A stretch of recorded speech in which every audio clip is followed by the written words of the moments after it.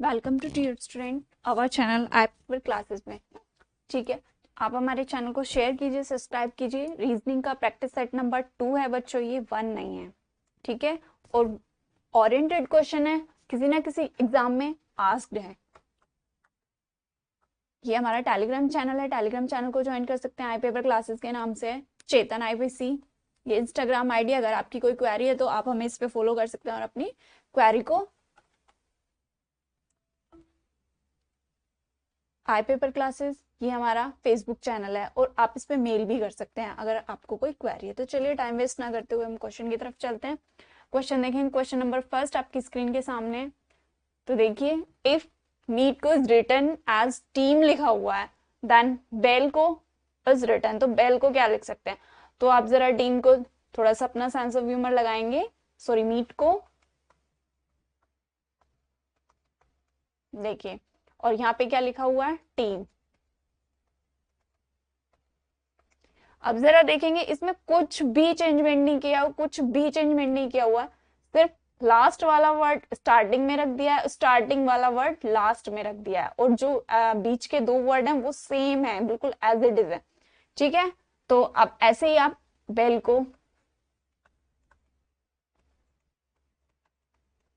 ठीक है, इसमें फर्स्ट जैसे ही इसमें जैसे पैटर्न इसमें बन रहा था वैसे ही पैटर्न हम इसमें बनाएंगे। इसमें कैसे बनाएंगे? जो लास्ट वाला वर्ड है वो स्टार्टिंग में ले लेंगे, ई, जो स्टार्टिंग वाला वर्ड है वो लास्ट में ले लेंगे, बी, और जो बीच के बचे हुए हैं उनको एज इट इज नोट कर लेंगे हम। तो ऐसा कोई ऑप्शन में है? E A L B, E A L B, yes है, option number B is correct answer. चलिए क्वेश्चन नंबर सेकंड पे चलते हैं। अनकवर, अनकवर को क्या लिखा हुआ है? देखिए, अनकवर को कोड में लिखा हुआ है,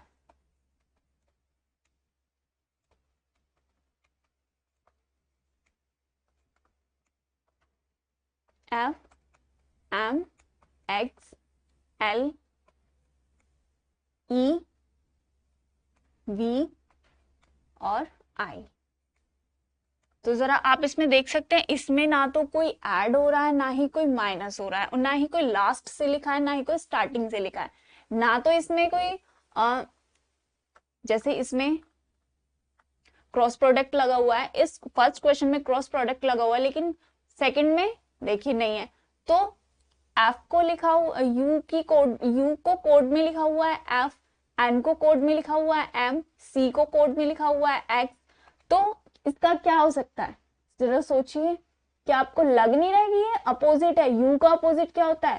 एफ, और एन का अपोजिट क्या होता है? एम, सी का अपोजिट क्या होता है? एक्स, एल का अपोजिट क्या होता है? ओ, बी का अपोजिट क्या होता है? ई, ई का अपोजिट बी, और आर का अपोजिट क्या है? आई। तो वैसे ही उसने हमसे पूछा कि टिप का क्या होगा, तो बताइए जरा। तो टी का अपोजिट क्या होता है? टी का अपोजिट होगा जी। आई का अपोजिट होता है आर, और यहाँ पे देख सकते हैं आई का अपोजिट ऑलरेडी लिखा हुआ है, ये रहा। आप ऐसे भी जा सकते हैं। आप अब क्वेश्चन को एग्जाम में अच्छे से पढ़िए, कुछ ना कुछ तो हिंट वहीं पे भी मिल जाती है। तो आई का अपोजिट क्या होगा? आर, और पी का अपोजिट क्या होता है? के। ओके, तो है कहीं ऑप्शन में जी आर के? जी आर के, यस है, ऑप्शन नंबर डी। तो चलिए नेक्स्ट क्वेश्चन पे चलते हैं। एक अक्षर का नाम ज्ञात कीजिए। Identify the single letter which when removed from the following word to from a new words. उस अक्षर का नाम ज्ञात कीजिए जो दिए गए शब्दों में से हटाने पर पूर्णतः नया शब्द बन जाए। तो चलिए देखते हैं, पहले हम इनको नोट कर लेते हैं समझाने के लिए, बाकी अगर सॉल्यूशन करने की बात है तो कुछ सेकंड्स में इसका सॉल्यूशन हो जाएगा। तो चलिए बनाते हैं, क्वेश्चन बनाते हैं, क्वेश्चन की तरफ चलते हैं। मिंक, ठीक है। लैम्प, क्या है? लैम्प। फिर क्या है? टीम। फिर क्या है? वॉर्म। जरा क्वेश्चन दोबारा पढ़िएगा सही से। उस अक्षर का नाम ज्ञात कीजिए तो जो दिए गए शब्दों में से हटाने पर, यानी कि इसमें से कोई शब्द रिमूव करना है और नया शब्द बन जाए। देखिए जरा, अगर यहाँ से हम के हटा दें, इसमें से मिंक में से के को रिमूव कर दें, अगर हम इसमें से के को रिमूव कर दें तो कोई शब्द बन रहा है? नहीं, बिल्कुल भी। अब यहाँ से हम, और ऐसा नहीं है कि हम इसमें से कोई अलग अलग शब्द, यहाँ से एल हटा दिया, यहाँ से ई हटा दिया, यहाँ से डब्ल्यू हटा दिया, नहीं, हमें सिर्फ एक ही वर्ड हटाना है, एक ही वर्ड हटाएंगे। चार वर्ड दिए हुए हैं, चार, और इनमें से सिर्फ एक ही हटाना है हमें। तो यहां से हम क्या, इंक, इंक आप जानते ही हैं इंक क्या होती है। यहां से अगर हम हटाएं तो यहां से हमने एम को रिमूव किया, तो नेक्स्ट में भी हम एम को ही रिमूव करेंगे, लैप, ठीक है। और यहां से भी हम एम को ही रिमूव करेंगे, टी, आप जानते ही हैं। और ऐसा नहीं है कि हम वर्ड्स को इधर उधर इधर उधर एकदम सीक्वेंस में लेके आना है। वॉर, वॉर भी आप जानते ही हैं। तो हमने यहां से क्या रिमूव किया है? एम को रिमूव किया है।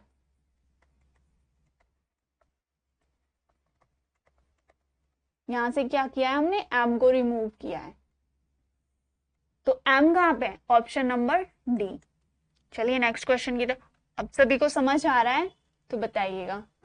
क्वेश्चन नंबर 4, इसमें क्या पूछा है? अगर जैसे अध्यापक, टीचर स्टूडेंट से रिलेटेड होता है, टीचर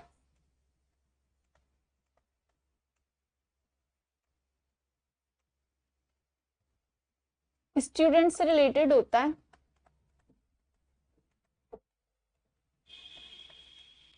तो वैसे ही उसने पूछा पॉइंटिव, यानी कि धर्माध्यक्ष, जो धर्म को बढ़ाने वाले होते हैं वो कौन होते हैं?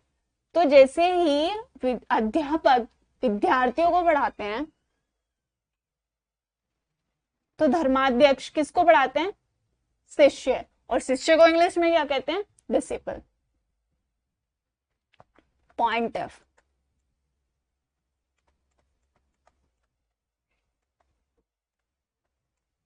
क्या होगा? डिसिपल।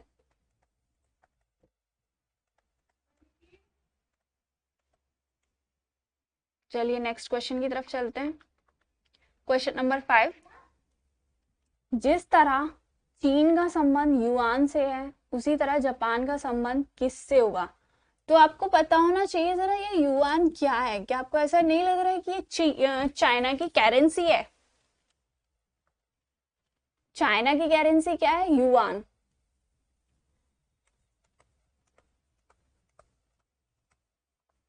क्या है? ये चाइना की करेंसी है, युआन। तो जरा बताएंगे। वैसे जापान, जापान की करेंसी क्या होती है? शिशी, ये तो करेंसी है ही नहीं, ये तो एक टोकन है। रैंड, ये करेंसी है। लीरा, ये करेंसी है। ये करेंसी है। ऑप्शन बी तो ऐसे ही एलिमिनेट हो रहा है, क्योंकि ये टोकन है, नॉट करेंसी। और बाकी ये 3 करेंसी है। तो जापान की करेंसी क्या है? जापान की करेंसी है येन। जापान की करेंसी है येन, ठीक है। और अब आप इसमें बताया जाए आपको, रैंड, रैंड किसकी करेंसी है?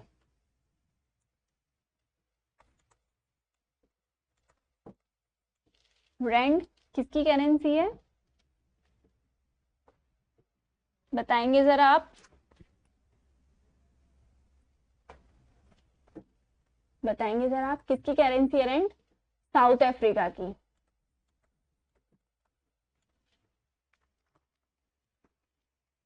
साउथ अफ्रीका, ठीक है। लीरा, लीरा किसकी करेंसी है? लीरा किसकी करेंसी है? टर्किश। लीरा टर्किश की करेंसी है। और ये सुशी, ये कोई करेंसी नहीं है, ये टोकन है, एरेथ्रम टोकन, ठीक है। ये कोई टोकन है। इसकी वैल्यू क्या है इंडिया में? इंडिया में इसकी वैल्यू, इस टोकन की वैल्यू 105.03 है। इंडिया के अंदर इसकी वैल्यू। ठीक है, चलिए क्वेश्चन नंबर 6 की तरफ चलते हैं। बहुत इजी क्वेश्चन है, और अगर टैकल करेंगे आप, अगर इसको ऐसे ही देखेंगे, इजीली वे में करने की कोशिश करेंगे कि 1 2 3 से 4 कैसे आगे, तो नहीं, बहुत थोड़ा सा माइंड लगाने की जरूरत है। अब देखिएगा कैसे बहुत इजीली हो जाएगा ये। 1 2 3, 1 2 3 लिखा हुआ है 4, तो ये 1 2 3 से 4 कैसे आया, देखिए 12। अगर मैं इसको इनके दो पार्ट्स कर लूं, 1 2 3 के इसके दो पार्ट्स, 12 को एक साथ ले लूं और 3 को अलग ले लूं, तो कोई दिक्कत है? बिल्कुल नहीं। तो अगर मैंने 12 को 3 से डिवाइड किया तो 4 आया, यस। अगर ऐसे ही मैं सेम 7 2 6 को, इसके भी मैंने दो पार्ट्स कर लिए, 1 2 6, अगर मैंने 72 को 6 से डिवाइड कर दिया तो क्या आएगा? 1 2, 6 कम 6 और 1 इधर, 6 दूनी 12, तो 12 12 के ऑप्शन में है, yes, option number D. Question number 7, question number 7 की तरफ चलेंगे। देखिए, तब भी कोई बड़ी डिजिट दी हो, इतनी बड़ी डिजिट दी हो, तो आप हमेशा उसमें कुछ ना कुछ ऐड करेंगे या माइनस करेंगे, ठीक है, या फिर इनटू तो होगी ही नहीं बिल्कुल भी। इतना तो आप मतलब सोच के रखिए, या फिर हमारे द्वारा आपको पता चल रहा है इतनी बड़ी डिजिट में कभी भी इनटू नहीं होगी, या तो उसमें कुछ ना कुछ प्लस हो रहा होगा या कुछ ना कुछ माइनस हो रहा होगा, अदरवाइज और कुछ नहीं। डिवाइड हो सकता है, बहुत रेयर होता है कि इन बड़ी डिजिट में कुछ ना कुछ कैसे भी कैसे ना कैसे करके या तो उसने कुछ ना कुछ ऐड किया होगा या कुछ ना कुछ माइनस किया होगा, बस इन दो के अलावा नहीं होगा इतनी बड़ी डिजिट में। अब चलिए आप इसी क्वेश्चन को देख लें, 2139 3246, और वहां पे इतना टाइम नहीं होता है, एग्जाम में इतना टाइम नहीं होता है, कितनी बड़ी डिजिट को देके एग्जामिनर उसमें इंटू करा रहा है, डिवाइड करा रहा है, ठीक है। तो 2139, ठीक है, 3 2 4 6, आगे क्या है 4 2 6 2। अब जरा देख सकते हैं, अगर हम इनको ऐड ही करने लगे हैं, आप फर्स्ट प्रेफरेंस में एडिशन को दे रही हूं, अगर हम उनको ऐड ही करने लगे तो 2 और 1 3 3 3 6 6 6 और 9, इनका एडिशन कितना है 15, 3 2 5 5 4 9 9 6 15, इनका एडिशन कितना है 15, 4 2 6 6 6 12 12 और 2 14, इनका एडिशन कितना है, ये प्रोपोर्शनल में दिया हुआ है, ठीक है ना। इन दोनों, ये दोनों सेम आ रखे हैं और इन दोनों का समीशन सेम आना चाहिए। तो अब नेक्स्ट डिजिट हमें ढूंढनी है कि उसका एडिशन कितना आना चाहिए, 14 आना चाहिए। तो देखिए जरा फर्स्ट ऑप्शन को देख लेते हैं, 6 4 10 और 2 12, 6 4 10 और 2 12, ये भी नहीं है। सी ऑप्शन को देख लेते हैं, 3 2 5 7 5 12 और 1 13, ये भी नहीं है। इस ऑप्शन को, बी ऑप्शन को देख लेते हैं, 4 2 6 6 और 7 13 13 और 1 14, इसका एडिशन 14 आ रहा है। लेकिन इसका एडिशन भी देख लेंगे, 8 4 12 12 3 15 और 2 17, ये तो बिल्कुल भी नहीं है, ठीक है। Option number B, 2 + 4 + 7 + 1 = 14। Question number 8 की तरफ चलेंगे।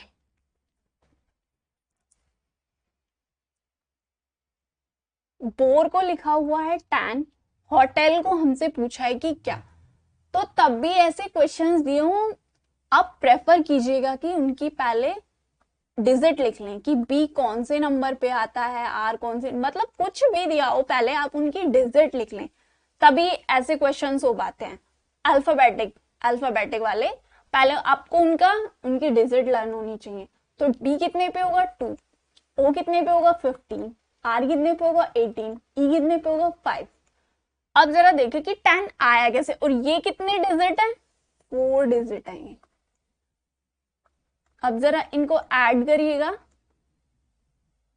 5 5 10 18 18 और 2 20, 2 कैरी 1 1 2 और 2 2 कैरी 40।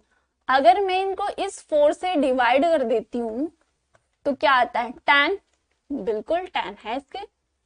बोर प्रोपोर्शनल दिया हुआ है 10, वैसे ही होटल को पूछा है।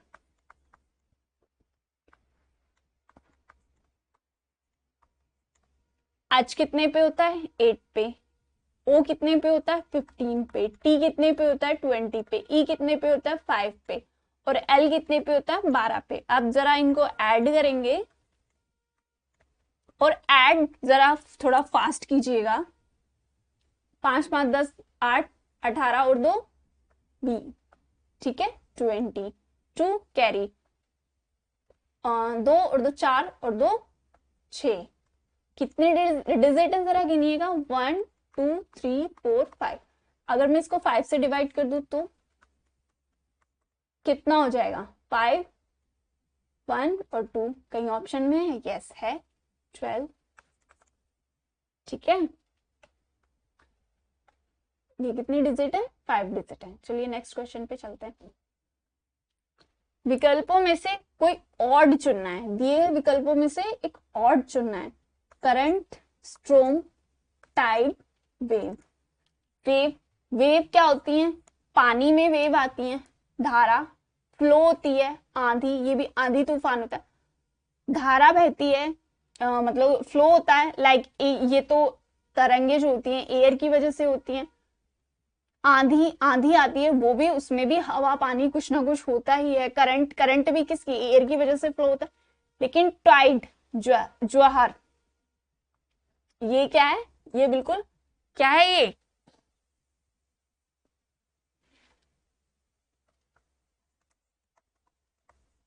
तो इसमें मतलब ओड क्या होगा, ज्वार।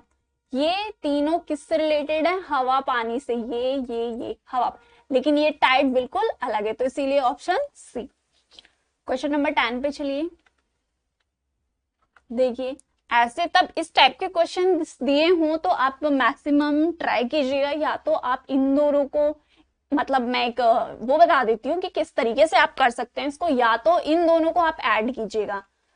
एक कोई फिक्स डिजिट आ रखी होगी, या तो ऑड पूछा होगा, ठीक है, या फिर आप इनको माइनस कीजिएगा, ठीक है। या फिर इसमें हो सकता है, इन क्वेश्चंस में हो सकता है कि जैसे 49 33 इन दोनों की इंटू करके भी कोई सेम सेम आ रखा हो, इन दोनों की इंटू करके फिर इन दोनों को ऐड किया हो तो कोई नंबर फिक्स आ रहा है। 3 का ऑप्शन, मतलब 3 सेम आ जाए, 3 का ऑप्शन और 1 का डिफरेंट आ जाए, तो यही बताना होता है इसमें।